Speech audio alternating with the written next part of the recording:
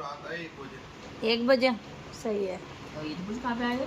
और नानी के घर आए हो? वो मुन्ने को उठाना। मुन्ना उठ जाओ, शादी की फिक्र कर लो, 6 महीने रह गए हैं। 5 महीने 5 महीने, 6 महीने से भी 1 महीना घट गया। कह रही है बात।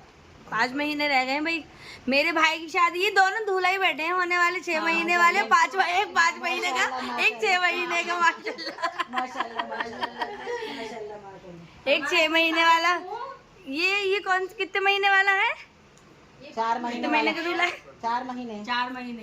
ये 4 महीने वाला दूल्हा है, दिसंबर में इसकी शादी। और वो कितने महीने वाला दूल्हा है? 5 महीने वाला। वो 5 महीने वाला, वो 6 महीने वाला। अच्छा, वो 5 महीने वाला है, वो 6 महीने वाला है। हाँ माशाल्लाह।